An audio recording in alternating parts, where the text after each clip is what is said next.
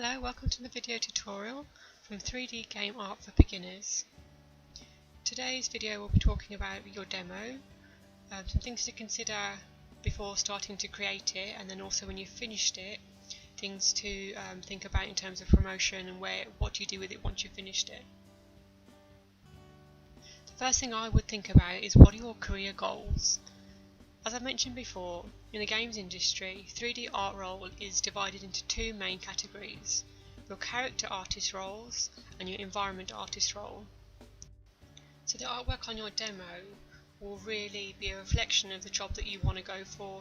That doesn't mean that if you want to be a character artist that you can't have any props or environments on your demo. It just means that possibly the bulk of the work on there should be more aimed and focused at doing the character work and really polishing that skill set, because the skill sets for environment artists and character artists, although it's 3D and texturing and it's similar elements, there is a difference to the job role and to the skill set in some areas.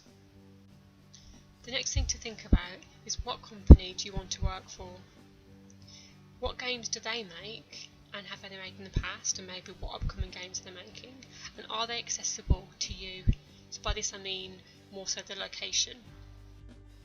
And the thing I'm focusing here when I mention company location is more visas, and because there's obviously either real life professional experience that will get you a visa, or it'll be your qualifications. So if you don't have enough experience and you don't have formal qualifications, maybe some companies at the early stage of your career won't be accessible to you. So it's just something to consider. So when I talk about other games that the company has made, past and present, and possibly if you know their future games, I don't mean to say that you should just put this on your demo. I think having a similar style on your demo is good, because it shows them that from day one you're able to create art in a similar style as to what they do, so they know from day one of hiring you that you're going to just hit the ground running and you're going to do an amazing job. There's not going to be a huge transition period between starting and just adapting to their style. But I will say, some companies anyway, they will make one game, and when that's gone out the door and it's been shipped, they'll get in a game that's a completely different style. So I would say showing versatility when it comes to art style on a demo is a huge plus.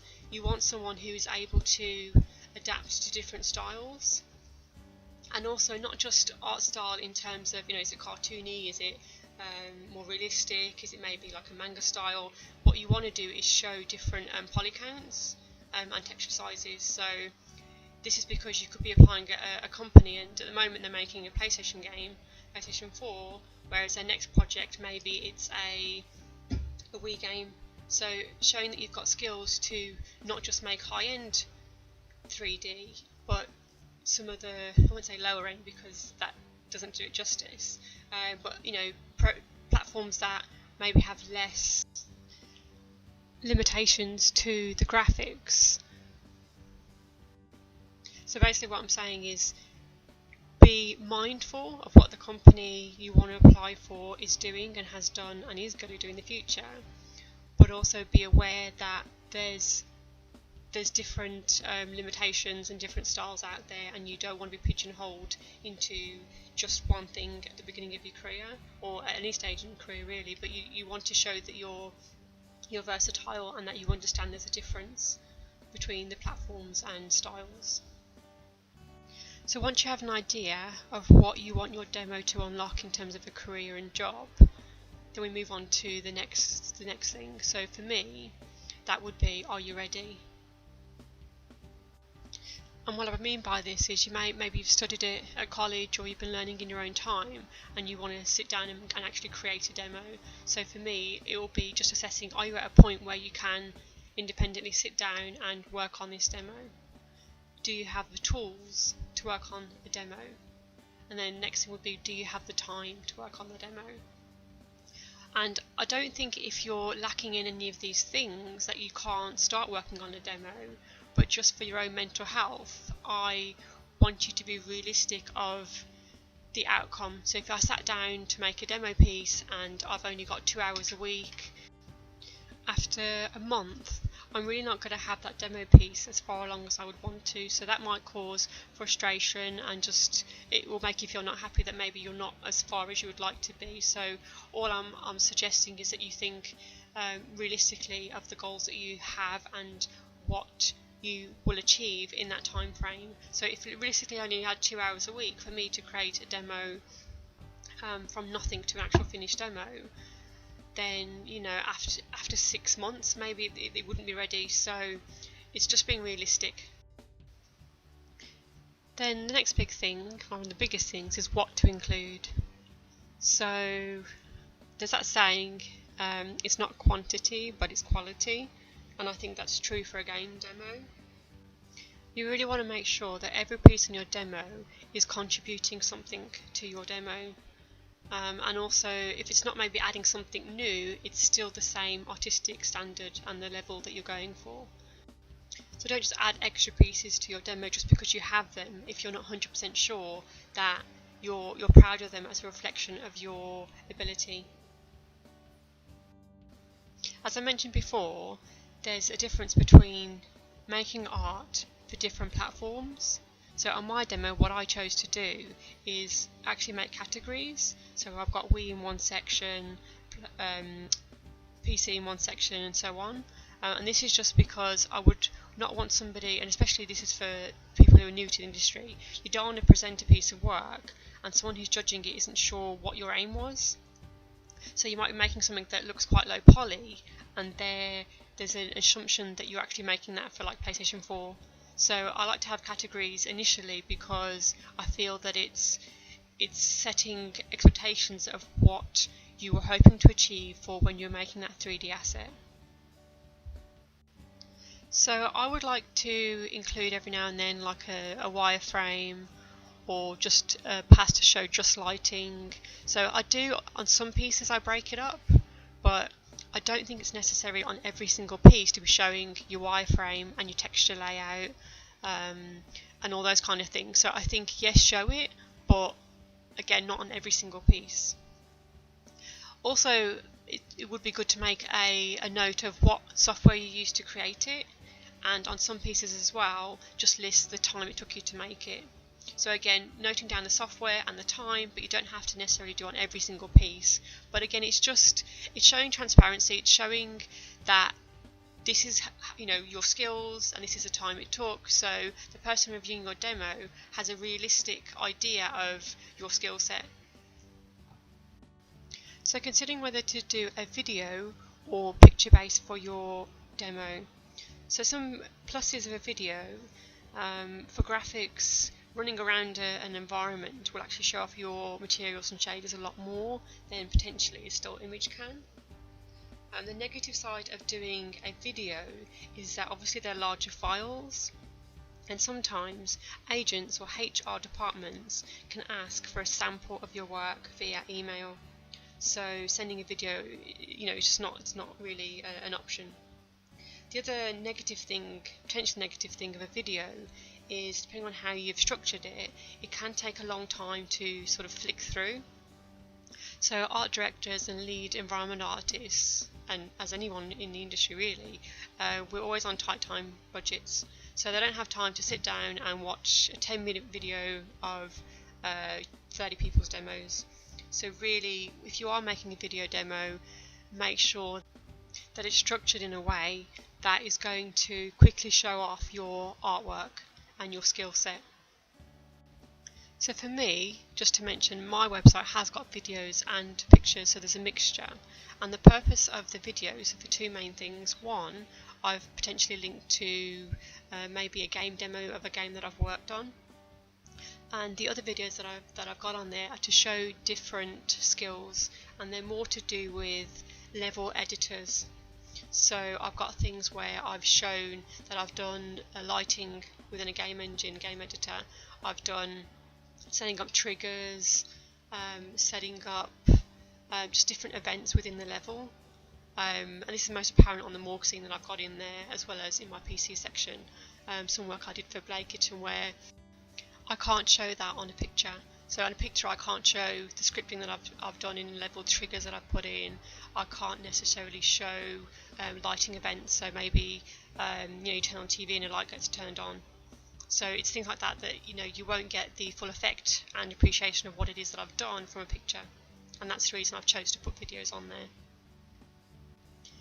Now there's a third option when you're thinking about, do I do videos or do I do pictures? It's mesh viewers. So you could use something such as Sketchfab, or Marmoset's coming out shortly with a new a viewer. So you basically export it from Marmoset, and then that somehow translates in that you can put it onto your website, and it allows somebody to basically, you play it and then you can spin around and they can see your wireframe, and they can just literally rotate the model and just see how you've made it, and see they're just looking for how you've done it, looking for potentially, they're looking for errors, they're looking for things you've done really well on it.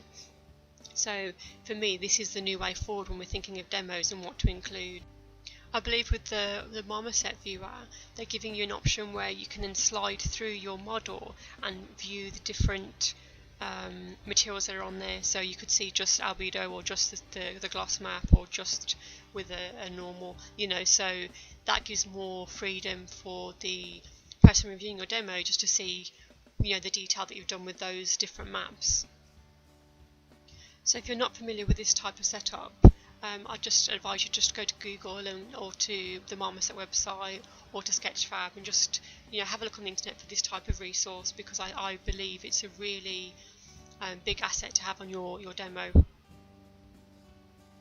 So when thinking about audio or not, I think if you're showing a demo and it's just going through different pieces of work and you're just having a soundtrack, so it's just a song, I think yes, it's fine to have something. Obviously I wouldn't choose something that's explicit language or people might find offensive, and I wouldn't have something that's too in your face or overwhelming, because you wouldn't want the song choice to distract from the demo that they're reviewing. So I think it's fine to have audio, but just be considerate when you're choosing it what to choose. And the other thing is as well, sometimes I feel that having audio enhances the visuals. So by this I mean, on my demo you'll see a morgue scene, and when you play through that and you're seeing the art, there's the sound and there's audio. So there's not just like a music playing, there's ambient sound, and there's timing. There's times where you'll get a sort of sound come in and come out, and it's just to create ambience and a feeling around the piece of work, so around the whole video. And I think when you step away from the video, hopefully you come away feeling, oh, that was a bit scary, whereas if I didn't have the sound, you wouldn't come away with the same appreciation. And I think then when you're thinking back to what was the art like, you have that emotional feeling to your overall impression of the piece. So I feel that having audio and sound, can be beneficial if it's done in the right way, because the flip side to that is you're applying as a 3D artist.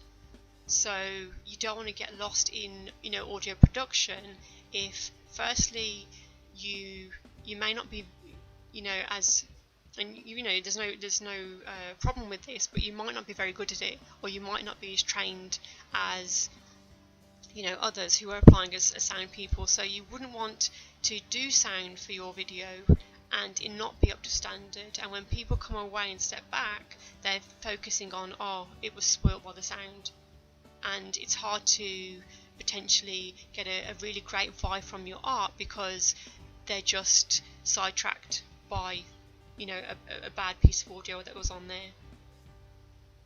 So you don't want to have sound on there. What I'm saying is that's distracting and it's causing a bad impression or leaving a bad taste in the mouth of the person that is reviewing your demo. The next thing is presentation. So you want to think about, you want to put, like I said before, your best artwork, so the pictures and videos, you want them to be as good quality as you can make them. So high renders, high resolution, as much as the website will allow you, and your computer will allow you. Think of site colours, the layout of your site, the organisation of the whole website, and making sure it's user friendly and it's clear. But the good news is that All the art directors and lead environment artists that I've worked with are amazingly talented and skilled. So they will look at a piece of artwork or a video and they will know if it's good or not. So, you know, if you have presented it in a way that maybe isn't the best you could do, or you're not skilled in that area, then they're going to see that it's good art. So at the end of the day, for me, what's important is what's on there. The fact that your demo pieces are showing your 3D skills and your texturing skills, just, you know, the skills that you have for making art for games. So yes, these elements need to be good, so the presentation needs to be good, because again it's creating as well a first impression. So if someone comes to your website and they want to see your demo, they met with your website before they met with your videos or your renders. So make sure that when they hit your website, they're seeing something that's a reflection of your art level and your skills. But what I'm saying as well is the fact that the people who will be judging your demos, the lead artists, the lead environment artists and art directors, they're highly skilled and highly trained, so they will see good work, and they will see where maybe work isn't as, you know, the level that they're looking for. I will say as well that there are a lot of companies and there are a lot of HR departments, there are a lot of art directors, lead environment artists and environment artists who are going to come to your website and have a look at your work. You cannot please everybody, and by that what I mean is your work might be good, but in terms of presentation, whether you have audio or not, whether the choice of audio was to their taste or not, whether they like the colour scheme on your website, you're not going to please everybody. But that doesn't mean that they need to come away from your website feeling that your art, your 3D artwork, isn't good. The next thing is, when we think of demo, what not to do. So some things to consider here are: be specific if there's something on your demo that you did not do. So this could be, say you've made a 3D asset, and next to that you're showing concept art, but you didn't do the concept. So it's being clear that you didn't necessarily do everything that you're showing, because even though the website might be your name and 3D artist, you don't want to presume that people think that they will just think that you just did anything that's 3D related. So if it's on your demo, it's open for interpretation for people to think, yes, you actually did that too. So if you put a scene on and maybe you didn't do the lighting, for example, or maybe you didn't do all the assets, just make a note of on there saying what you did or didn't do, just to be clear. Because what you wouldn't want to do is, firstly, you're putting something on there that you didn't make, so that could result in you get a job and they ask you to make something similar, and because you actually haven't done it before, you're asking for more help and support than had you have done it. So it's not beneficial for your own stress levels and your own career development just to portray something that you haven't done. And the other thing is, if you're applying with a piece of artwork that isn't just your work, the people who made the other elements can be applying with the same piece of work, and we will see that and we will tell that it's the same piece of work. And if we're getting it in and it's not clear, then it's kind of open for interpretation that everybody created it. So if you're appearing to say that you created it and you didn't, because someone else has applied with the same piece of art, it's possible that the person reviewing the demo is going to think, well, not that you're lying, but it's hard to know who did what. So if you didn't say specifically what you did or didn't, there might be a reason behind that, and that reason could be you didn't make it. So just be clear on what you did and didn't do for the pieces that you put on there. I would definitely not put on work that hasn't been released and that you don't have permission to put on. So if you've worked for a company or friends or whatever situation it is that you've done this piece of work, if you haven't got permission by the people who own the rights to it, don't put it on. I know there's been a few people, that I've worked with, we've made something in work hours, and they feel as if they have a right to put it on the website because it's their work, they've created it. But at the end of the day, we're there to create the work, we're paid to create the work, so the company owns that work. And a lot of the times, you will always sign like an NDA, non-disclosure, to keep things secret and to keep things within the company. So, when a game's released, the artwork's released, but before it's released, and it's not maybe at the level that it will be shipped at, they don't want things released and leaked. So you won't do yourself any favours of putting something on that you don't have the rights for. So be very careful with that, making sure that you have permission to put on the things that you've got on your demo. One thing I would think of is when I see demos and it's uni work. So I'm not saying that if you've done work in an academic setting that you shouldn't put it on, then it's not good enough to put on.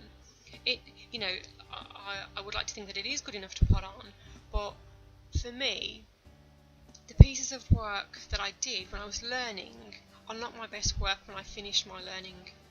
That's why I stopped, scrapped it, and started again, because that's the moment where I'm like, okay, I'm ready for my demo, I'm ready to make a demo. So putting things on that were made before I had the skills, I feel are not going to show my best work.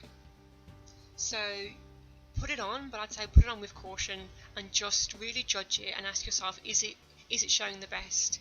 And it can be hard with the pieces of work that when you're learning, because they take such a long amount of time to do.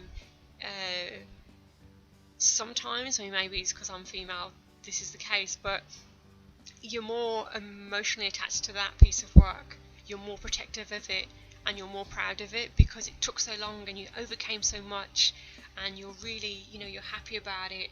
But actually, if you're just objective about it and you detach from the emotional side of that piece of work, you might think, well, actually no, it's not the best, I just need to push it to one side and say, it's a great piece of work for learning, but it's not making the final cut on my demo.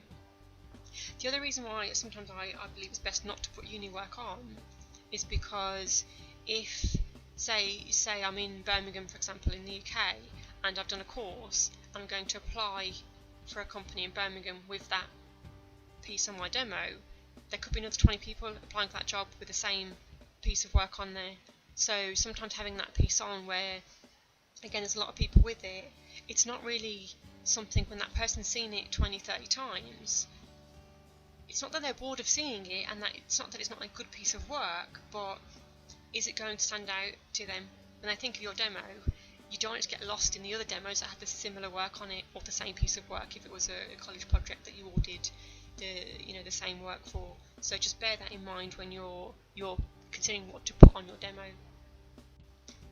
Another important thing to think about is having a reference and concept of what it is that you're going to make. So each piece, each element that you do for your demo, have a concept and reference for it, and this will just save you so much just frustration and questioning later on. So if you just think to yourself, oh, I'm going to make an environment of a park, and in your head you think, okay, well, it's got trees, it's got a bench, it's got this and that, and you try and make it from memory, like with any art, you just can't draw it and you just can't create it. Even the best, and I've worked with some of the very best concept artists, when they go to draw, they refer to real life things, they refer to practical theories behind shapes and shading and scale and things like that. So the best of the best will have a concept and reference. So it's very important, especially if you're new to the industry, you're new to creating assets, having that reference and concept available to you while you work is going to steer your art into the direction that it needs to be. So also when you're actually in the industry and you're working, not always, but sometimes you'll have a specific concept to follow. So having a piece of concept and reference, and sometimes showing that on your demo, showing the reference and then showing the result of your 3D work is actually beneficial because it shows that you can follow direction. And it may sound like a thing that everybody can do, oh it's easy to follow, but not everybody has the skills to see. I know when I started off, very early days, I couldn't see certain things, so I couldn't necessarily look at something and say, okay, the scale of that compared to that is off, or not necessarily colours, but just it was more to do with scale, and it was more to do with translation of perspective and things like that. So as I've got on in my career, I now can see a lot more without referring to a concept or reference that much, but I'll still do it, and I don't see that there's a lack of skill because I need to do that. I think, as I said, I've worked with some amazing artists, and particularly focusing on concept artists when they're drawing and creating things, they will go and look for reference because we don't know what things look like and what things scales are and that kind of thing off by heart. We can have a rough idea, but it's the same with like creating textures. You think, okay, what will a wall that's got some graffiti and moss and that's been left for 20 years, what will it look like? You can have an idea, but unless you go and actually look at a wall that's got moss and it's been there for 20 years and got graffiti on it, you won't necessarily know what exactly it's got. And sometimes you'll be surprised that you would think, okay, well it's this, but you've gone out and seen it for yourself, and actually it's got some different colours and different tones and different things on it that maybe you wouldn't have thought of. So yeah, concept, reference, know where you're going. Sometimes as well you'll be working on a piece and you might hit a stumbling block where, I don't know if it's a mixture of you have been working on it for so long, there's just that tiredness of the piece, so you're just maybe not sure how to just get it finished. So having that reference and concept will help you when you're stepping back to say, what do I need to finish it? So yeah, reference. And also in the industry, once you're in and working professionally, sometimes you won't get a reference for everything that you make. And sometimes if I'm asked to make something, I'm not sure about it, there's nothing that stops me going over to the concept artist and saying, look, I'm making this, I'm not 100% sure on this element of it, and sometimes they can do a quick 2-second sketch, because concept artists in our industry are literally that good. They will do this, and they'll take a couple of minutes out of their day just to give you that support and direction. So yes, you might not always have a concept and reference to follow when you're in the industry, but you'll have, whether it be the concept artist or your peers or the environmental lead, will do a quick, give you a bit better description or a visual. So for me, I've had some boss, lead environmental I say to me once, well a few actually, but a specific one said that, he can sit there and explain to me for 30 minutes what he wants, or he can stop, do a 2-second drawing, and I've understood it in that 2 seconds. So I think you want to work out, try and find out what's best for how you interpret things. So like I said, you might be someone who in the beginning you actually are more vocal, you want someone to describe how an asset moves and that kind of thing, and what they want. Whereas for me, I like a 2-second sketch, and that I can come away with more from that and more understanding than I can for a long description. So don't be worried if you're asked to make something when you do have a job and you're not 100% sure of the ins and outs of it. Ask your leads, ask your peers, ask the concept art team. But for your demo purposes, when maybe you don't have those resources, the people that you can go to, have a reference of what it is that you're making. So for me, the way I've always used concept art is like I play spot the difference game. So I get a similar angle in my viewport in Max or the map editor, and I will then look at the asset compared to the concept, and I'll go back and forth looking at one screen to the other, or if it's on the same screen I'll go back between the concept and my work and go, okay, is this a bigger distance from this, is this colour different than this, is it broken up in the right way?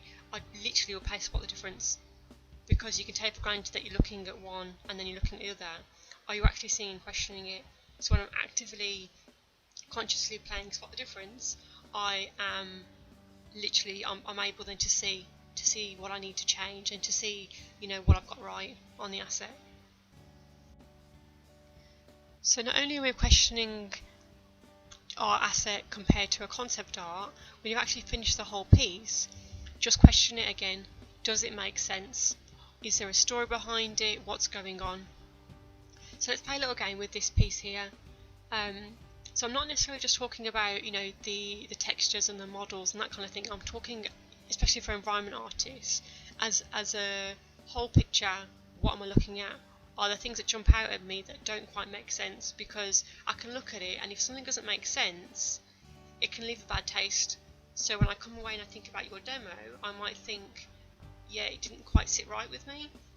And it might not have been because your modelling and texturing skills are insufficient. It's because the placement and the, you know, maybe how some of the assets were arranged, it didn't make sense, or maybe there was lacking some content that could have really added a just foundation, and it just makes the piece of artwork feel grounded.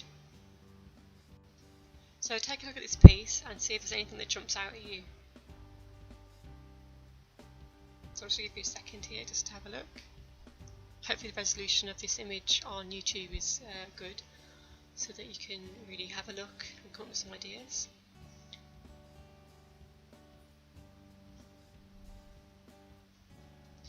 Okay, for me, one thing that bugs me is this pillar bit. It's sort of broken off, and I just don't get why the outer part of it is so damaged, but the inside bit, it's so straight.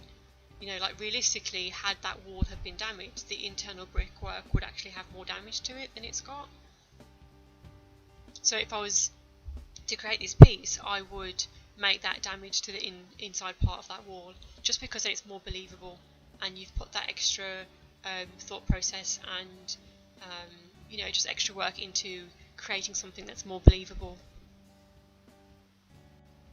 The next bit is at the top, where it's sort of fallen away from the wall. I feel there's a lacking, firstly, marks where the metal sort of scraped against the wall, and also there's a hint of what it was attached to, but for me there's not enough. So again, it's just about believability. So do I believe that was once attached to the wall? No, I don't. Not how it is currently. So the next one is, I'm not sure if it's a dryer, a hand dryer, or something like that that's attached to the side. I feel as if there's so much movement to the end stall there, that surely that would sort of have broken away a bit more than it has. So I feel it's a bit too clean for the situation it's actually been in. So if I was to make this piece, I would just add a little bit of movement or a little bit of damage to that little area. Similarly for this end stall, like how it's all sort of rotated a little bit, I don't understand why and how it could possibly move that way. It just feels unnatural, just the angles, and yeah, it doesn't have a natural flow to it, and it doesn't make sense to me. Maybe I'll see a concept and this is actually how metal moves, but at the moment seeing it, I just don't believe it. So when I come away from this piece, because of the fact that it just doesn't feel, I don't want to say it's bad art, because it's not necessarily the modelling and texturing, because it's got to feel as if it fits right and it works well. You know, because a lot of times in the industry you'll be asked to make something, and then you could ask to make like a prop, for example, and an animator's got to animate it. If you haven't made it in a way that's realistic, believable and true, it's not going to be able to move and to be used in a way that is logical. So keeping your pieces logical and real, and have a story behind them. So by story I mean, you know, for example, like I was mentioning, that if that metal pole had scraped against the wall, there'd be marks. So the story would be, or the wall would have a story, it would have those marks. So adding them in, creating that story, just adds flavour and elements and body to your piece of work that will really make you stand out when people are reviewing your demo. And similarly for this one, the rail on the right, I'm like, well, where has it come from? I can see the one side, you know, that's just off camera. It's not. It's attached to something, but the one that's the part of it that's on the floor, you know, where did that come from? Where was it bolted to the wall? I don't see where it came from. There's no marking on the wall. There's no scrapes. And the other thing is just the brick. I don't understand if you're a builder, you wouldn't come along and put, you know, the way that the tileable texture is mapped, you would have a full brick at the bottom. You know, you wouldn't have such a small sliver of a brick. So it's watching just things like that that will make you just create things that are more believable. The other thing as well is creating a sense of, and sometimes it's a fake sense of depth and more to an environment. So here you can see at the back, at the top, there is a sort of hallway, you know, platform, so you can look over and look down onto this part of the environment that the image is focused on. But having that in the background gives it a sense of, you feel it's a bit bigger space than it is. And at this lower right area, I wonder why the steps going up and then to the left, you know, it would be nice if there was a door there or something to give more purpose as to why is that there, why is the platform and railings there, and where does it lead to. So having the door there sort of makes more use of why and more sense of why the stairs and platforms there, but also it'll give another sense of depth. So if you had a door there, and even if the door was slightly open and you had a room where there's nothing in the room, but you had lighting coming out, and it just gives that extra sense of depth to your work. And it's things that like that don't take a lot of time to do, but I feel add a lot to your piece. And this type of thought process of making things that have a story behind them and make sense, it can be applied to character art as well as environment, so it's not just limited to the environment. So with clothing, for example, you know, say if you were making trousers and they had like plastic knee pads, well, the reason why they have plastic knee pads is, you know, there's a story behind it, there's a reason, there's a purpose, you know. So having things that make sense, I feel, you know, and has a story behind them, is useful for, you know, any demo, whether it's aimed at environments or aimed at characters.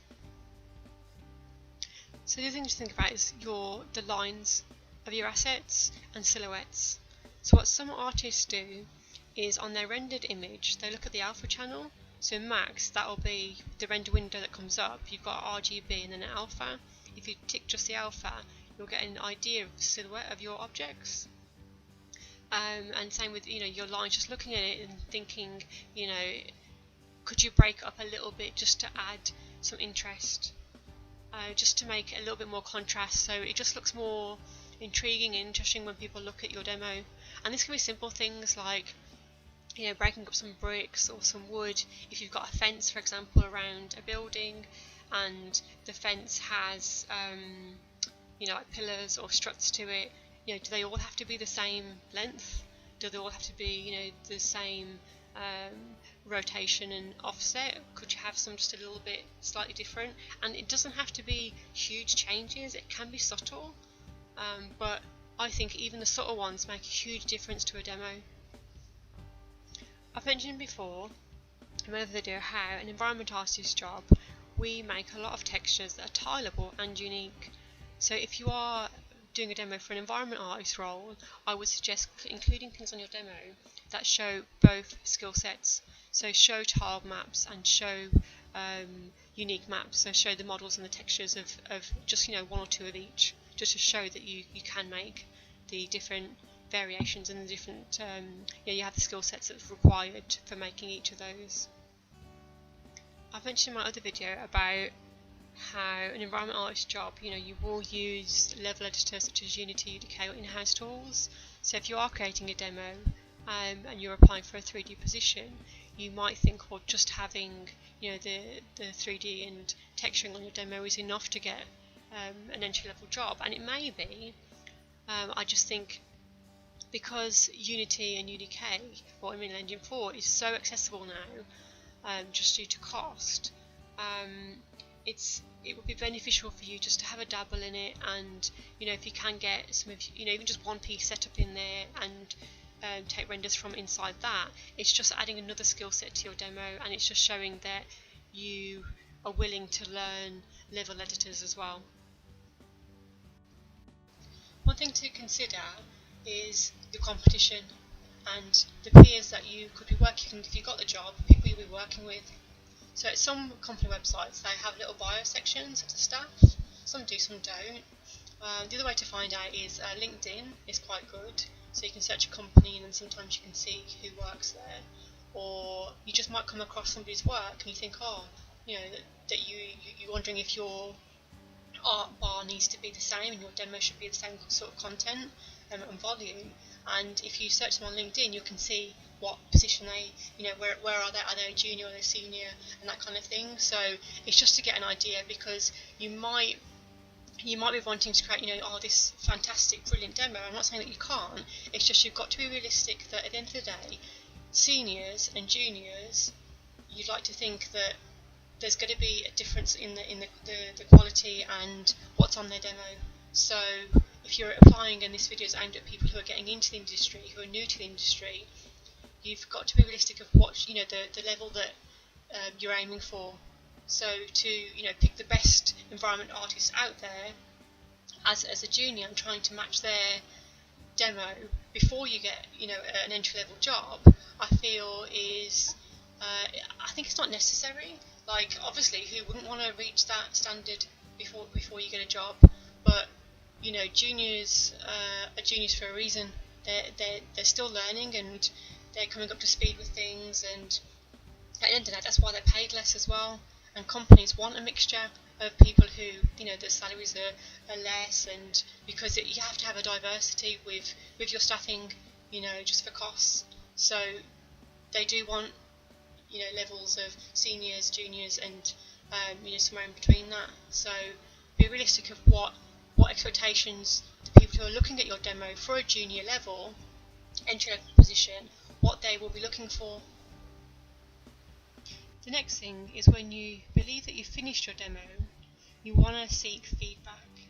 And you want to seek feedback from people who are trained to give suggestions and comments that are really productive and really that it's comments not just based on taste. So, you know, what I mean is, if you showed it to your group of friends who maybe aren't in the industry or aren't trying to get in the industry, they might look at it and go, oh yeah, that's great, you know, well done.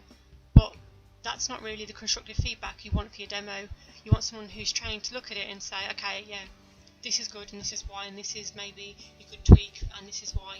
So you want constructive feedback. So because what I've seen sometimes when people post their work on forums and they get feedback, and sometimes I think that some of the feedback's brilliant, don't get me wrong. Sometimes the feedback is a little just to a matter of taste. So somebody might say, oh, okay, the colour of this is off, or the you know, they make a comment that's not backed up by sort of a skill set that you would want to show from your demo. It's more of a taste, but the feedback is sort of packaged in a way that you could interpret it as, okay, they've said this, therefore you need to change it. So when you are seeking feedback, you know, I think look at where it's coming from, and also if someone says there is something you need to change, they point it out, ask them why. Because a lot of times, you know, it's the same when you've actually got a job. If I make something and I show my boss and he says, okay, can you change this, this and this, I would want to know why. Not because I wouldn't want to do it. I'm saying why because I don't agree with it or anything in that kind of. I didn't mean it in that way, but what I'm saying is I want to know why, because if I know his thought process or her thought process of why they want those changes, I can then appreciate that. So the next time when I come to make that type of asset, I'm already thinking about it because I'm aware that's what they thought of at this time. So when you are making changes, really understand why you're making them and the difference that it's making to your demo. Because really that's how you're going to learn. So once you've made all those changes, seek feedback again. So it's a continuous cycle round: feedback, tweaks, changes, improvements, and more feedback. And just by the nature of the fact that we're artists, we could constantly work on something and feel that there's always something to improve. And because of technology, you're going to feel that there's always something to improve on, because you might finish something and then, you know, a new type of shader has come out and you think, oh right, now I've got to redo it again because I've got to do it in this way because now I'm either outdated or maybe it's just not showing the best that you could do because of the technology change. So, you know, at some point you've got to say, right, it's done.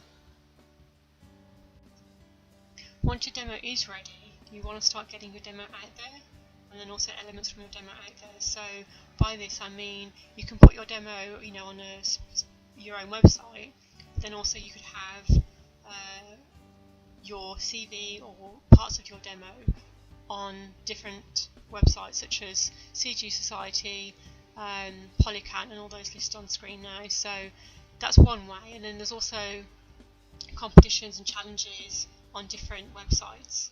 You know, it's just building a name for yourself, getting feedback. So by applying to these competitions and putting it on other forums and websites, you're going to get feedback. You're going to start getting people to look at your work.